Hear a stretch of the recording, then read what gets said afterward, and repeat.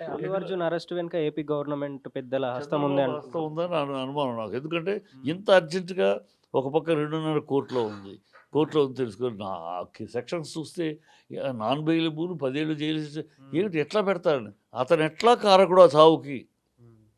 అతను సెలబ్రిటీ అయినంత మాత్రాన కారకుడు అయిపోతాడా? హ్మ్. అలా అయితే అసలు ఎట్లా? బ ఆ రోజు కనుక మరి చంద్రబాబుని అరెస్ట్ చేసి, ఆ డైరెక్టర్‌ని అరెస్ట్ చేసుంటే హ్మ్. ఓకే. కరెక్ట్. ఆ రోజు అలా చేశారు. ఇవాళ ఇలా అదే లేదు ఆ రోజు వాళ్ళని తప్పు కాదన్నారే. హ్మ్. వాళ్ళ తప్పు కాదు ఇంటెలిజెన్స్ ఫెయిల్యూర్ అని. మరి ఇవాళ మేనేజ్మెంట్ ఫెయిల్యూరు. వాళ్ళని పట్టుకుంటే ఈయన లోపలే. అల్లు అర్జున్ ఎట్లా అవుతాడని. సో, ఇది అనైతికము, కక్షాదింపు చర్యగా ఉంది. అది హ్మ్. కనపడతాది కొట్టొచ్చినట్టు.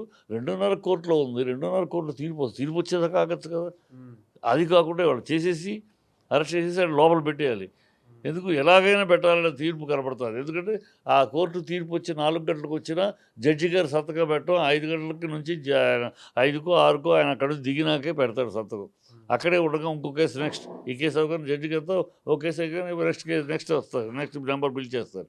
అంతేకాని దీనికో దాన్ని ఆళ్ళని ఆపి ఇది ఈయన చెప్తాడు, రాసుకుంటాడు రిజిస్ట్రార్ ఈయన చెప్తున్నది రాసుకుంటాడు, టైప్ చేస్తాడు.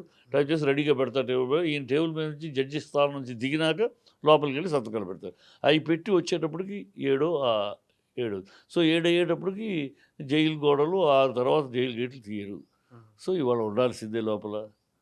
రేపు శని, ఆదివారం 2 రోజులు కనీసం 2 రోజులైనా జైల్లో పెట్టామనే ఒక సురకానందం పొందటానికి, ఎవరినో ఆనందపరచడానికి, ఎవరి కళ్ళలోనో ఆనందం చూడటానికి చేసిన ఒక